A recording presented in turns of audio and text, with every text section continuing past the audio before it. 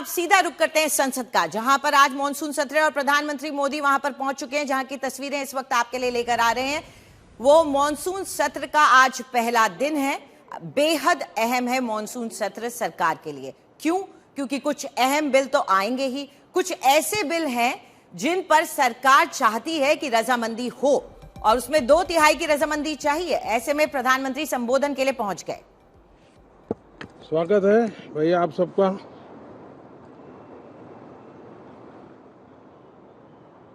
Monsoon का भी कुछ लाभ नजर आ रहा है और मॉनसून सत्र भी प्रारंभ हो रहा है। मॉनसून हो या मॉनसून सत्र, अगर दोनों प्रोएक्टिव हो तो बहुत ही प्रोडक्टिव होते हैं।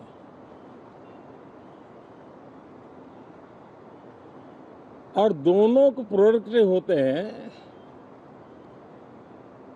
तो देश का कल्याण होता है, जीव मात्र का कल्याण होता है।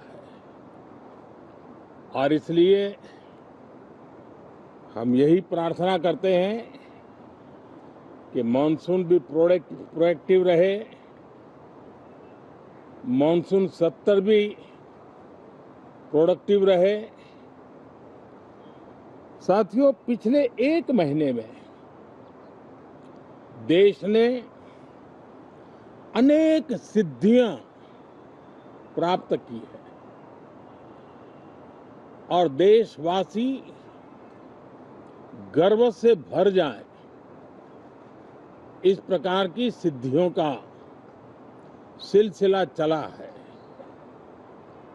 चाहे राष्ट्रीय हो, अंतर्राष्ट्रीय हो और अब तो अंतरिक्ष भी हो। एक प्रकार से भारत के लिए गर्व के पल रहे हैं। पिछले वर्ष मॉनसून सत्र के ठीक पहले भारतीय नागरिक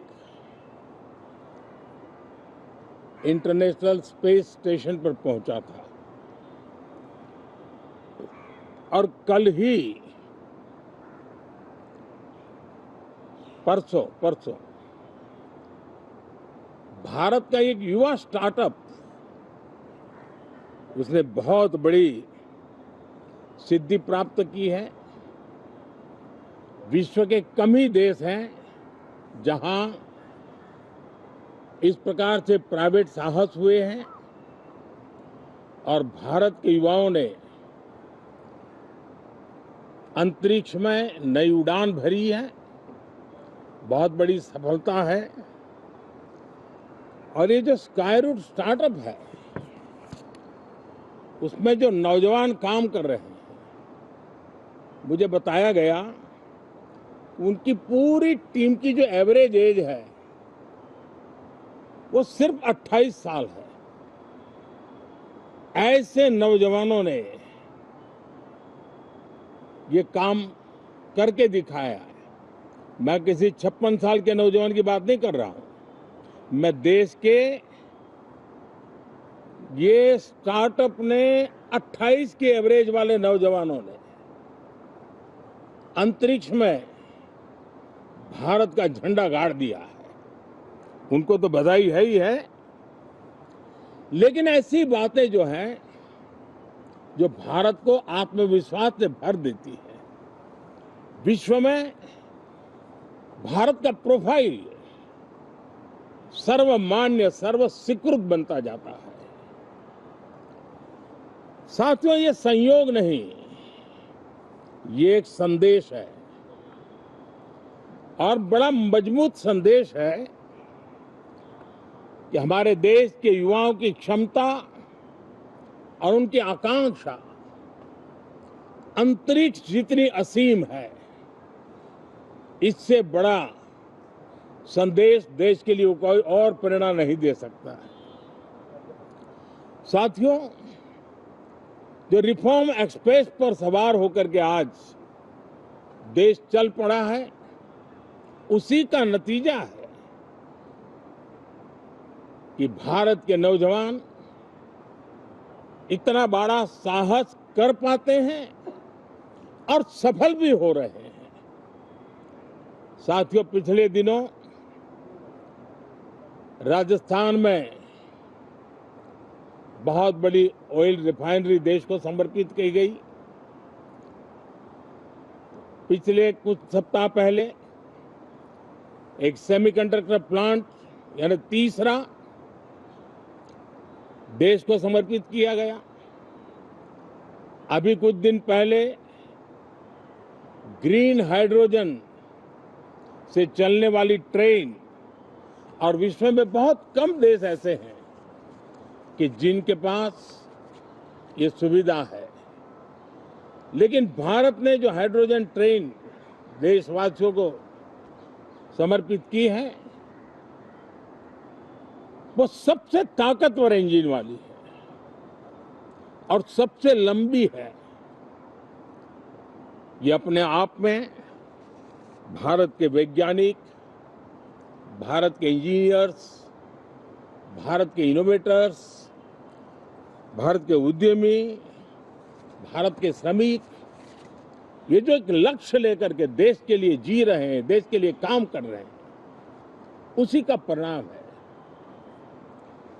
साथियों, हम भली भांति जानते हैं और पूरी दुनिया चिंतित भी है, लगातार कहीं न कहीं युद्ध की स्थितियां बनती रही है। पश्चिम एशिया के युद्ध के कारण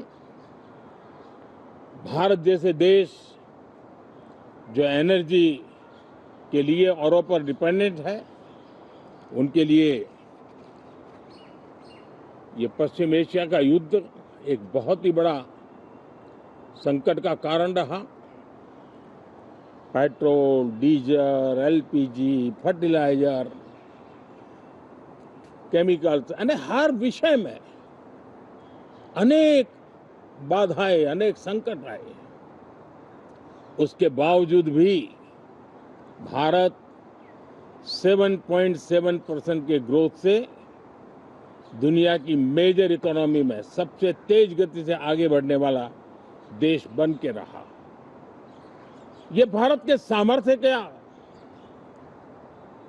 परिचायक है। भारत किस प्रकार से उत्साह और उमंग के साथ नई ऊंचाइयों को पार करना चाहता है, उसकी इसमें एक झलक है। और ऐसे में जब ये मॉनसून सत्र आरंभ हो रहा है, देश ने स्पीड पकड़ ली है और संसद का स्पिरिट उस स्पीड में नई ऊर्जा भर सकता है। सकारात्मक स्पिरिट राष्ट्र के लक्ष्यों को प्राप्त करने के लिए बहुत आवश्यक होता है। हमारे सदन में बहुत अनुभवी सांसद भी है, दल उनका कोई भी हो, लेकिन उनके पास एक लंबा अनुभव है। ऐसे समय में उनके अनुभव की, उनके ज्ञान की संसद को भी जरूरत है, देश को भी जरूरत है। और इसके लिए संसद का चलना, सार्थक चर्चा होना, मिलजुल करके देश को आगे ले जाने के संकल्प लेना, ये मैं समझता हूं कि बहुत ही समय की मांग है। एस्पिरेशन से भरे हुए देश के युवाओं की मांग है कि हम आगे बढ़े। आज समय की मांग है कि राष्ट्र निष्ठा से भरे हुए, राष्ट्र भक्ति के लिए जी रहे आवाज को सदन में उचित मंच मिलता रहे, वे अपनी आवाज को बुलंद करे, देश को दिशा दे। और इसलिए मैं आशा करता हूं और मुझे पक्का विश्वास है, जहां तथ्य होते हैं, जहां तर्क होते हैं, वहां तूफान के लिए जगह नहीं होती है। अगर तर्क मजबूत है, तथ्य मजबूत है, तो शांत चित्त से भी अपनी आवाज को बुलंद बनाया जा सकता है। मैं आशा करता हूं तर्क और तथ्य के साथ सदन की चर्चा को समृद्ध किया जाए, हर आवाज को अवसर मिले, हर विचार को सम्मान मिले। ये संसद की हमारी भूमिका है। मैं सभी सांसदों से बढ़ चढ़ करके इस सदन में हिस्सा लेने के लिए निमंत्रित करता हूं। आज सुबह स्पीकर महोदय जी ने भी सोशल मीडिया के माध्यम से देश के सांसदों का स्वागत करने के अपने भाव को व्यक्त किया है। मैं भी उसमें अपना स्वर मिलाता हूं। आप सबका बहुत बहुत धन्यवाद। नमस्कार।